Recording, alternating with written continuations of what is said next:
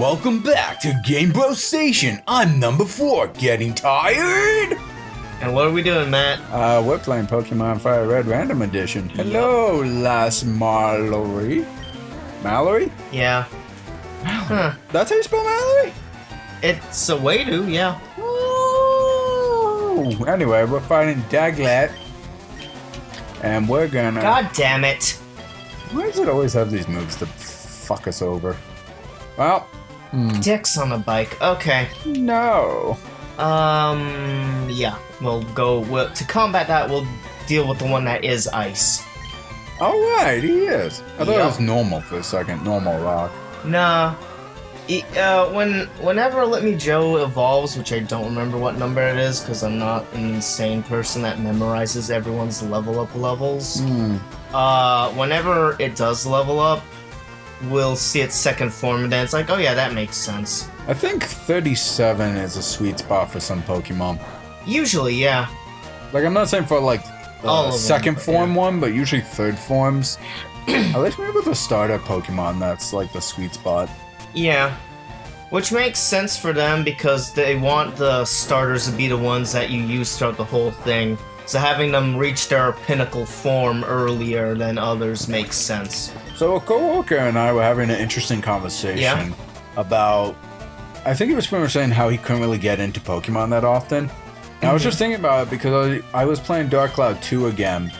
And I was thinking about RPGs in general. And the reason why maybe he couldn't get into Pokemon is... Part of me was thinking, like, the one thing, I really like to grind in RPGs. I do that a lot in Final Fantasy X, 15, Dark Cloud 2, maybe a couple other RPGs I don't quite remember. But I love to, like, level up my characters that get stronger each time. What?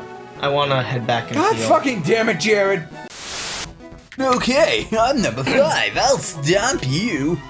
Yeah, okay, we're back. We had to heal Attenborough, and I don't remember what I was talking about. Pokemon discussion with your coworker. Oh, yes. Well... Oh, Esteban. I was pretty much saying that I think the deal between, like, some RPGs and Pokemon is there seems to be a distaste for the turn-based RPG thing, which I actually like.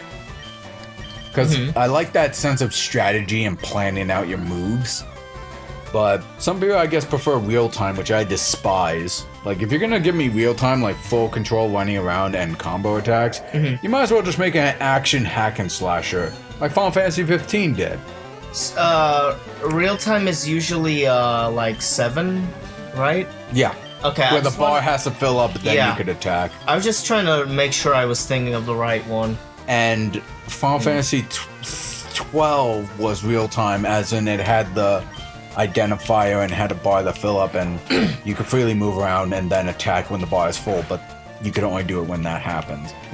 12 was kind of like 7. But anyway, semantics.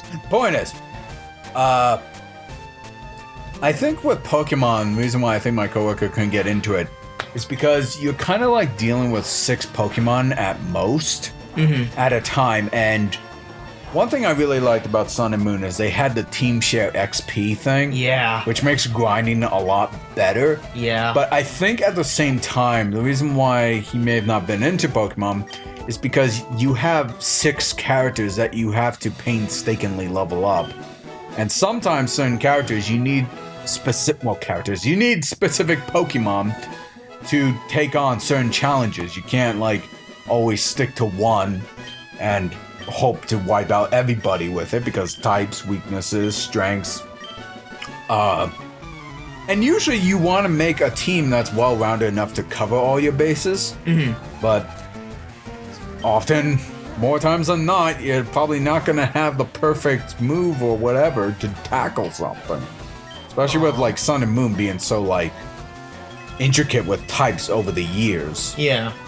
So, I guess in some ways, you kind of become less attached to your Pokemon and seeing them as weapons. Where, like, for example, right now I'm playing Dark Cloud 2, and for me, I've been leveling up usually 2 handheld weapons for each character, Max and Monica. Max has 2 wrench... Actually, no, I think I only gave him 1, actually.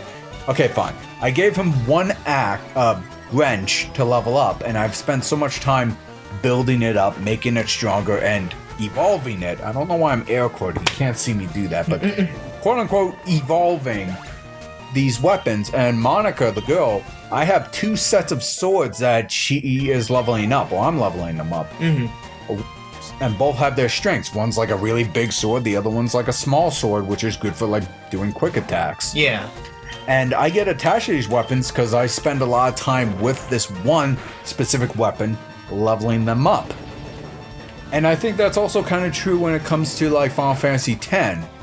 You're kind of restricted to like, I want to say like 6 to 8 characters. I don't know exactly how many characters you have full control over, but as you play the game throughout, each character is kind of like a Pokemon, and they have like their strengths against certain type of enemies. Like Arn's really good at fighting like armored characters. Yeah. Wakka's really good at attacking enemies that are far away.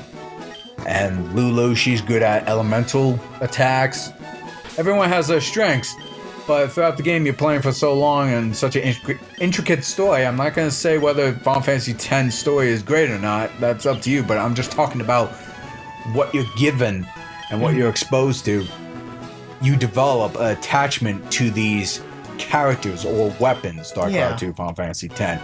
But with Pokemon, because you're playing an ambiguous open slate, well, not ambiguous, just like a blank slate character, it's supposed to be you, and you got all these different Pokemons that you have, that you name, but you gotta like painstakingly level them up, and it takes forever because a lot of the grass have like lower tier Pokemon, usually based off from like players, and human characters like this usually have strong characters. Oh, Hiker Mark. Hey, Mark. It's spelt wrong, but still. That's okay. We know who the true Mark is. Isn't that right, Editor J? High five.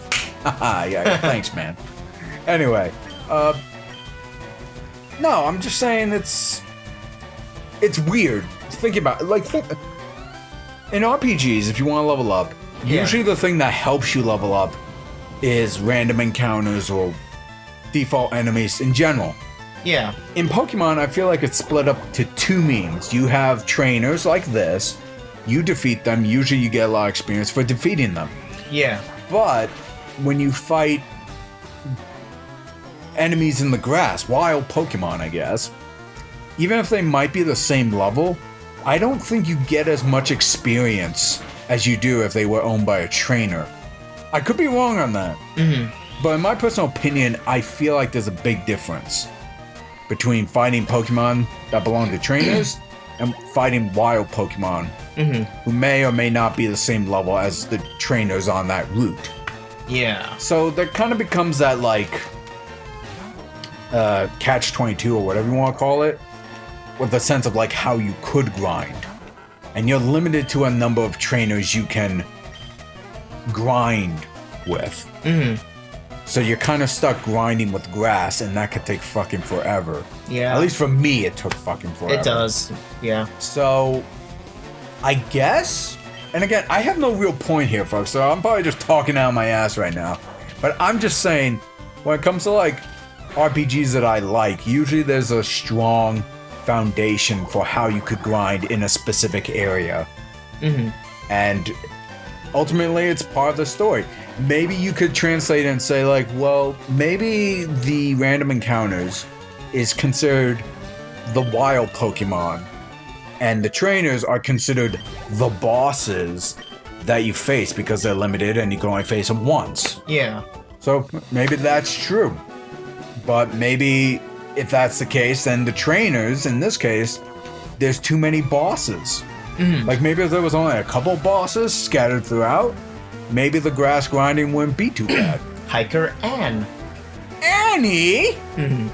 Or Ann. Oh, Quillava. What the fuck is that thing? You know what that is. No, I don't. Is it a Pokemon? Cyndaquil's evolution. Oop. The fire starter of silver and gold. Holy shit, I always picked the other one. Oh, right. Angelina. That's what it was called. Oh. I don't. So, yeah, pretty much my assessment on probably why Pokemon might not be for everyone.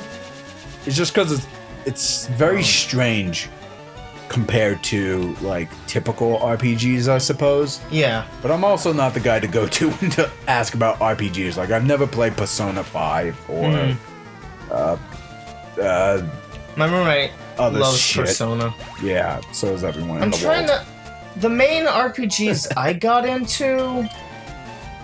Well, I haven't played any of them. The RPGs I got into was the Paper Mario ones.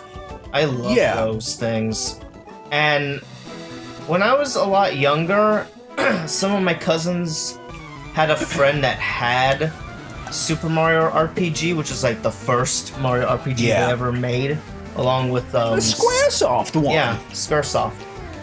And I remember at the time because it was their friends and because I was the super young one. A present, get the present. Oh no! That was damage. Oh. Wow. I forgot how weak that can be. Burn. Boom, cinder, chaotic flame. What was that from? Oh, it's your favorite character, remember? Trying to remember. What was that from? He's got a flamey head from the Dark Dimension. He was in Doctor Strange. Oh yeah, freaking Dormammu! Yeah, Dormammu. And they changed his voice completely in Infinite. Thank you, Capcom! Anyway. Capcom. What? Don't fuck up Mega Man 11, I'll be sad. Alright, I won't. You're not Capcom. I know. Youngster Jessica! Are you gonna send out a chain Pokemon? Yep. You better. Amber is looking pretty beaten. That and his one fire move is empty. I'm sorry, I still love the fact that a small little baby elephant learned, like, Sacred Flame. I don't mean to interrupt you, but I kind of like its butt right now. Oh yeah, Spinarak has always had a face on its butt, and it's awesome. It's like, just that expression was just like, why is my life like this? The butt Spinarak just like, ah! Anyway, we're getting a new move, Cotton Sport. Not really, it does nothing, I think. Well, can I just read it? I want to read it. It's grass. What does it say? Godlike spores cling to the foe, sharply reducing it. No, fuck it. Actually, wait. What does Torment do? Rages the foeman of using the same move successfully. Making it incapable of using the same moves. Okay, so it can't use the same move so it twice lowers in a the row. accuracy.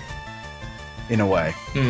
Yeah, that's still better. Yeah, that Alright, sounds a little bit better. Stop learning Conspore, yes. I don't want to use Cotton Sport.